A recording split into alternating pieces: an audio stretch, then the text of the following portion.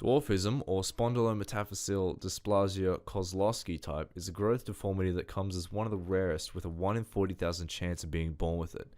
And so with this being an exceedingly rare sight, seeing a dwarf certainly tilts heads and drops jaws. But what's it like being the little guy? Does being surrounded by an atmosphere of gawking eyes and pointing fingers confine a person like this, or does it boost one's own sense of morale? And is living with this deformity painful and humiliating? Or does it unlock a new perspective of life that we never knew existed? My name's Andrew Turner, and today I'm going to be asking just that. Yeah. Oh, okay. Interview segment, take one. Do I just Yeah, just catch it? interview segment, take one.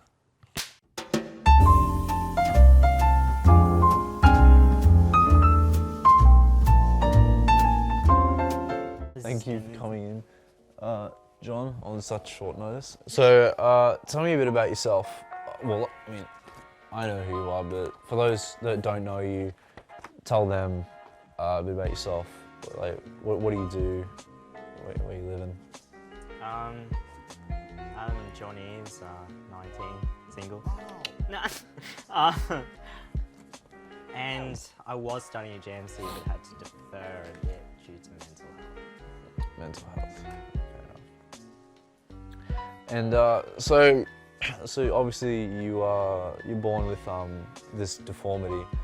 What would you prefer it be called? A mole.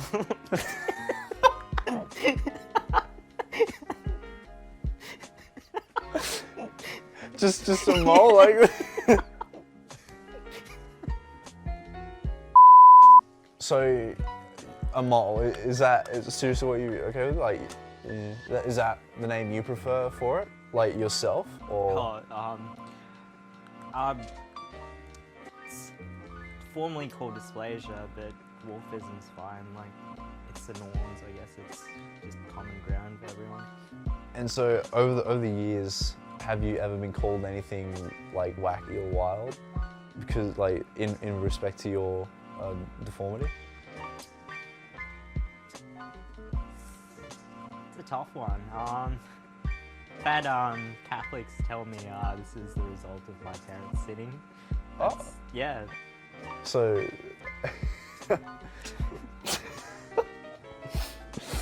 so that's interesting. So, I mean, that's, yeah, fair enough. Like they just come up and tell you, hey, you're a product of sin. Pretty much.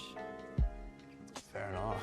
So so how has your condition affected you growing up, and like, what is it to you now? I guess growing up, it's a bit sheltered because in the school environment, as growing up with everyone else, it's kind of just the new norms. But as soon as you're in the real world, I guess it's just a show-off kind of thing. Like, I don't know how to explain it. Like, it's just a new thing to everyone. Why is my workmate carrying a child that's like a 20-year-old? I'm so confused. Don't come to work on Monday. I'm sick of your shit and I'm telling Sonia. Does it feel very like, I don't know, like constricting, having all these eyes on you all the time? I guess you kind of get used to it after being like 18 years. Yeah. I mean, you still need to react to it all the time. I guess you really have a problem with you. And so you're saying before, growing up in a sort of a school environment, it became the norm sort of deal. Any sort of interesting experiences in a school environment? Actually, the sports carnival. Sports carnival? Yeah, the sports carnival. Why don't you shed some light on the sports carnival?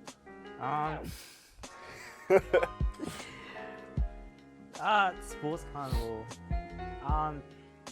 I guess people accept that I can't really do anything. So, I guess everyone kind of gets behind you when you're like, I really want to do that. Yeah. So, a bunch of kids just rallied up, just carried me over to the high jump mats and just yeeted me. And threw you over the bar. Yep. And so how does that kind of support from a large community, like a school community, make you feel? Guess it really makes you feel like not alone in that sense. Like,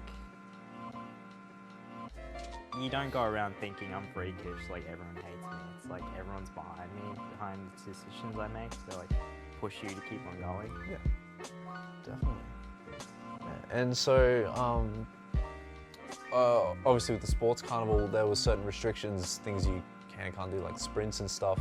Have you ever been told, like, to your face that you can't do something, like by a teacher or something, whatever? There was this one experience with sprints. The teacher told me just don't bother, like it's too far, you're gonna get too tired. I was like, screw it, and ran anyway. And a coach kind of spotted me out and told me I could make Commonwealth if I actually started training, considering how fast I went. But I hate cardio. Same.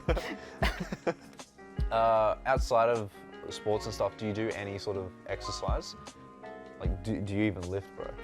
I guess every day is kind of a exercise chore. I guess getting the sink, it's kind of like I got to use my upper body weight, so I kind of had to adapt over the years. Just slowly increasing my upper body strength as I kind of grew. And so, what would you say is the biggest misconception of being a dwarf? I don't know, that we always have fun, I guess. Like, we do struggle with things and everything's not one big joke. But I know a lot of people definitely try and play it off like that, just so. Like, other people's in other dwarves, or? Definitely. Otherwise you kind of just pitied in society, and that's not really what we want. Yeah. Yeah. And so you actually, you come from a family of how many sisters? 4 sisters. 4 sisters. 4 sisters. 4. And how many of those are dwarves? Just the one. Just one. And are your parents dwarf at all? Father. Just your dad.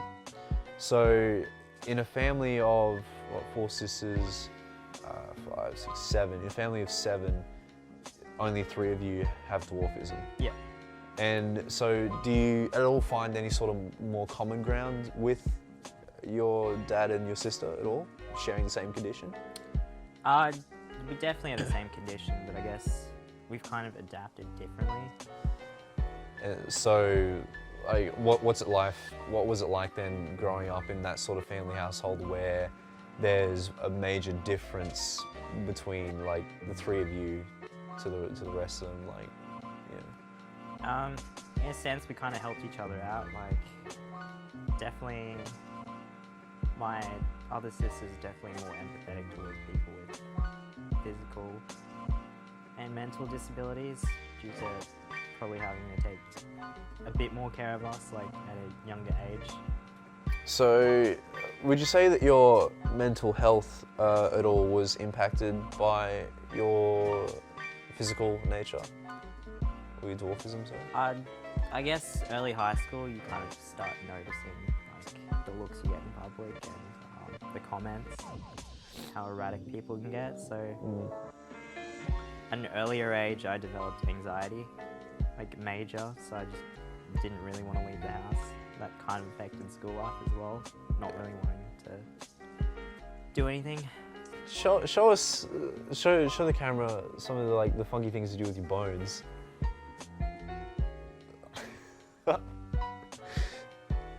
and the thing is, you can't lose an arm wrestle either, can you?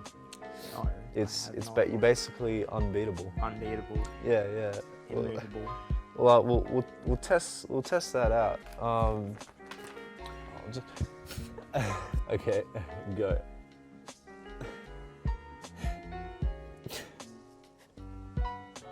Your arm's just locked in place. It basically locks up right here. Oh my god, what the fuck? It has a little dimple in it. I just take it all the way off the table. It's so hard. I swear to God, I'm not weak. I bench press enough, goddammit. This is actually going nowhere. Oh, it's It's just, so tired. it's like high school. Fuck me. Okay, we're done.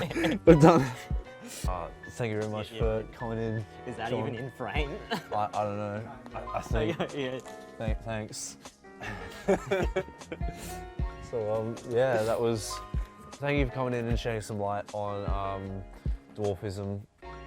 For those who don't know about it, and hopefully you'll all get some more insight from this documentary, and you'll be able to, I don't know, see a dwarf or a little man walk by and be like, you know. Tap his arm. Maybe not do that.